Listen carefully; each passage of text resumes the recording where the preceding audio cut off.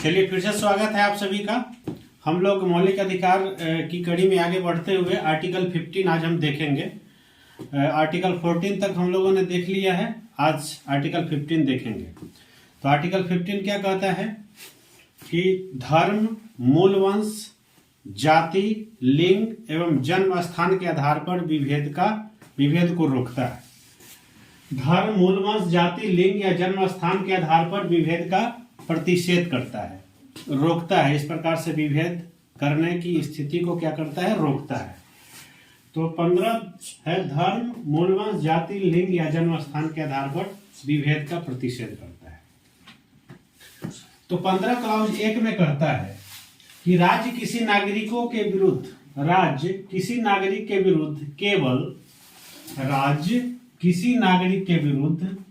ध्यान रखना है, राज्य किसी नागरिक के विरुद्ध केवल धर्म, मूलवंश, जाति, लिंग या जन्म स्थान के आधार पर विभेद नहीं करेगा। राज्य किसी भी नागरिकों के विरुद्ध केवल धर्म, मूलवंश, जाति, लिंग या जन्म स्थान के आधार पर कोई विभेद नहीं करेगा, कोई अंतर पैदा नहीं करेगा। मतलब ये भेदभाव का क्या करता है, विरोध करता है। और भेदभाव किस आधार पे, धर्म, मूलवंश, जाति, लिंग एवं जन्म स्थान के आधार पे। तो आर्टिकल 15(1) क्लॉज 1 में ये बात लिखी हुई है कि राज्य किसी भी नागरिकों के विरुद्ध धर्म, जाति, लिंग, जन्म स्थान के आधार पर कोई विभेद नहीं करेगा। आर्टिकल 15 का क्लॉज 2 क्या कहता है? आर्टिकल 15 का क्लॉज 2 कहता है कि कोई भी नागरिक केवल धर्म, मूलवंश, जाति, लिंग या जन्म स्थान के आधार पर दुकानों, सार्वजनिक भोजनालयों, होटलों और सार्वजनिक मनोरंजन के स्थान में प्रवेश, मतलब इसके आधार पे धर्म, मूलवंश, जाति, लिंग या जन्म स्थान के आधार पर उसको दुकान, सार्वजनिक भोजनालय, होटल, सार्वजनिक मनोरंजन के स्थान में प्रवेश या राज्य द्वारा पोषित पूर्णतः या अंशतः, माने राज्य द्वारा पोषित साधारण जनता के लिए समर्पित कुआं, तालाब, स्नान घाटों, सड़कों और सार्वजनिक समागम के स्थान का उपयोग करने से नहीं रोकेगा। ये 15 क्लॉज 2 में और भी इसको क्लियर कर दिया गया है कि किसी नागरिकों को केवल धर्म, मूलवंश, जाति, लिंग या जन्म स्थान के आधार पर आप मना नहीं कर सकते हैं। दुकानों में जाने के लिए, सार्वजनिक भोजनालयों में जाने के लिए, होटलों और सार्वजनिक मनोरंजन के स्थान में प्रवेश से आप नहीं रोक सकते हैं। साथ ही राज्य द्वारा पूर्णतः या अंशतः पोषित साधारण जनता के लिए समर्पित कुआं, तालाब, स्नान घाटों, सड़कों और सार्वजनिक समागम के स्थानों पर प्रवेश से नहीं रोका जा सकता है। कुल मिलाकर के राज्य इस आधार पे सार्वजनिक कुआं, होटल, मनोरंजन के स्थान, सार्वजनिक तालाबों एवं अन्य सार्वजनिक जगहों पर जाने से मना नहीं कर सकती है कि आप फलाने धर्म के हैं, आप इस धर्म के हैं, इस आधार पे, या आपका जन्म स्थान हुआ है महाराष्ट्र में, इस आधार पे आप नहीं जा सकते हैं। ये पुरुष है, आप महिला हैं या ट्रांसजेंडर है, इस बेसिस पे आपको यहाँ नहीं जाने दिया जाएगा। ये सब कोई विभेदनकारी सिचुएशन नहीं आने वाली है। फाइनली हम लोगों ने देखा आर्टिकल 15 का क्लॉज 1 और 15 का क्लॉज 2 का क और ख। 15 का क्लॉज 3 क्या कहता है?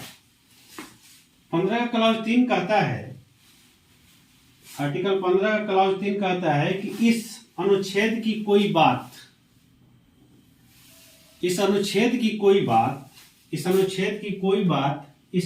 राज्य को स्त्रियों और बालकों बच्चों के लिए विशेष उपबंध करने से मना नहीं करेगी। मतलब आर्टिकल 15(3) बच्चों और स्त्रियों की बात करता है कि इस अनुच्छेद का कोई भी बात राज्य को मना नहीं करेगी। राज्य चाहेगी तो विशेष व्यवस्था कर सकेगी। किसके लिए? स्त्रियों के बेहतरी के लिए और बालकों के पक्ष में बालकों के बेहतरी के लिए। 15(4) क्या कहता है कि इस अनुच्छेद का कोई भी बात सामाजिक एवं शैक्षणिक किन्हीं वर्गों के उन्नति या अनुसूचित जाति या जनजाति के लिए। आर्टिकल 15(4) सामाजिक एवं शैक्षणिक रूप से कमजोर लोगों के लिए और साथ साथ अनुसूचित जाति और जनजाति के लिए भी विशेष प्रावधान की बात करती है। राज्य को इस उपबंध की कोई बात उसको विशेष व्यवस्था करने से नहीं रोकेगी। तो हम लोगों ने देखा भी 15(4) के लिए अगली। अब आर्टिकल 15(5) क्या कहता है? आर्टिकल 15(5) शैक्षणिक संस्थानों में प्रवेश के लिए विशेष व्यवस्था करने की बात करता है। सामाजिक एवं शैक्षणिक रूप से पिछड़े हुए वर्गों के लिए और साथ ही साथ अनुसूचित जाति और जनजाति के लिए। तो कहता है इस अनुच्छेद की कोई बात सामाजिक एवं शैक्षणिक रूप से कमजोर किसी भी वर्ग के लिए या अनुसूचित जाति और जनजाति के लिए विधि द्वारा विशेष उपबंध किया जा सकता है। विधि के द्वारा विशेष रूप से सामाजिक एवं शैक्षणिक रूप से कमजोर व्यक्ति के लिए, वर्गों के लिए, अनुसूचित जाति जनजाति के लिए विधि द्वारा विशेष उपबंध कर सकती है। जो आर्टिकल 30(1) से भिन्न संस्थान, आर्टिकल 30(1) में अल्पसंख्यक वर्गों के लिए संस्थान की बात करता है। तो ऐसे संस्थान से भिन्न संस्थानों में प्रवेश के लिए विशेष प्रिविलेज, विशेष व्यवस्था राज्य कर सकेगी विधि के द्वारा। विधि बना करके सामाजिक एवं शैक्षणिक रूप से कमजोर वर्ग एवं अनुसूचित जाति जनजाति के लिए शैक्षणिक संस्थानों में प्रवेश के लिए विशेष उपबंध कर सकेगी। विशेष उपबंध करने से ये नहीं रोकेगा वह संस्थान आर्टिकल 30(1) में जो वर्णित है उससे भिन्न हो अल्पसंख्यक वर्गों के लिए। ये बात करता है आर्टिकल 15(5), मतलब शैक्षणिक संस्थानों में प्रवेश के लिए विशेष व्यवस्था की बात करता है। अब देखते हैं 15(6).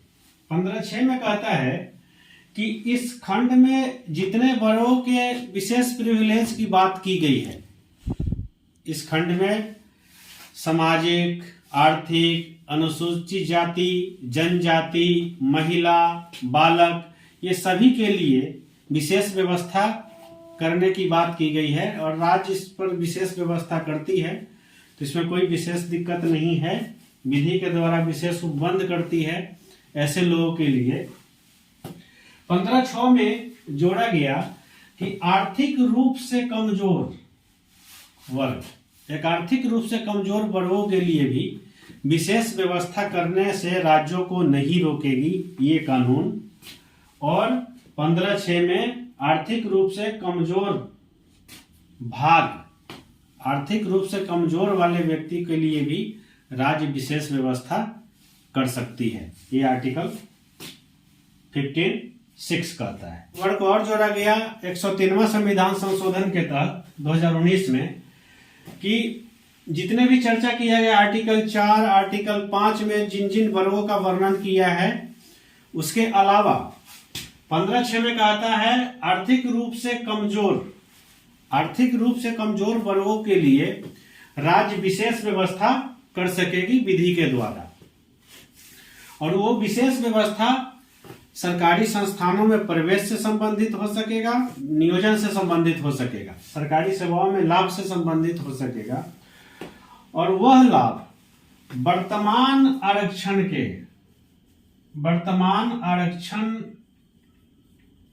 के अतिरिक्त 10% से अधिक नहीं होगा। जो वर्तमान व्यवस्था है सभी वर्गों के लिए, उससे अलग 10% से अधिक नहीं होगा। ये 15(6) में बात करता है। आर्थिक रूप से कमजोर वर्ग के व्यक्तियों के लिए राज्य चाहे तो विधि के द्वारा विशेष व्यवस्था कर सकेगी, चाहे वो शैक्षणिक संस्थानों में प्रवेश से हो या राज्यों के सरकारी सेवा में हो, और वह सेवा वर्तमान रिजर्वेशन के वर्तमान व्यवस्था के अतिरिक्त 10% से अधिक नहीं होगा। और इसी कंसेप्ट के वजह से आया है EWS, एक विशेष बना, विशेष कैटेगरी बन गया EWS, इकोनॉमिक वीकर सेक्शन।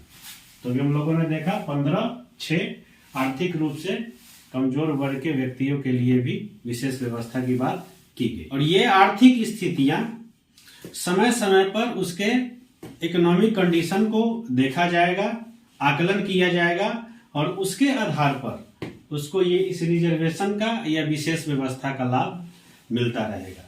तो अभी हम लोगों ने फाइनली देखा आर्टिकल 15 जो डिस्क्रिमिनेशन के विरुद्ध ये व्यवस्था करता है, धर्म, मूल, वंश, जाति, लिंग या जन्म स्थान के आधार पर भेदभाव को रोकता है। सार्वजनिक होटल, कुआं, तालाब, मनोरंजन ऐसे सार्वजनिक स्थानों पर इस आधार पे, मतलब जो दिया गया है धर्म, मूल, वंश, जाति, लिंग, जन्म स्थान के आधार पर इसको कोई भेदभाव नहीं किया जाएगा। यदि कोई विशेष कमजोर वर्ग है जिसका चर्चा हम लोगों ने किया है, उसके लिए राज्य चाहेगी तो विशेष व्यवस्था कर सकती है। उसके साथ साथ महिलाओं, बच्चों के लिए भी विशेष व्यवस्था कर सकती है। आर्थिक रूप से कमजोर व्यक्तियों के लिए भी विशेष व्यवस्था कर सकती है। और ये डिस्क्रिमिनेशन को खत्म करने के लिए इस व्यवस्था को माना जाएगा। ऐसा नहीं होगा कि ये विभेदनकारी है और डिस्क्रिमिनेशन को बढ़ावा है, ऐसा कुछ नहीं है। यह स्पष्ट हो लेना जरूरी है कि ये असमानता को मेंटेन करने के लिए किसी कमजोर वर्गों को विशेष व्यवस्था की बात की जा रही है। बाकी आर्टिकल 15 अब मुझे लगता है कि ये समझ में आ गया होगा। कोई दिक्कत हो, समझने कोई परेशानी हो तो कमेंट करके जरूर बताइएगा, हम इसको सुधारने की कोशिश करेंगे। बहुत बहुत धन्यवाद।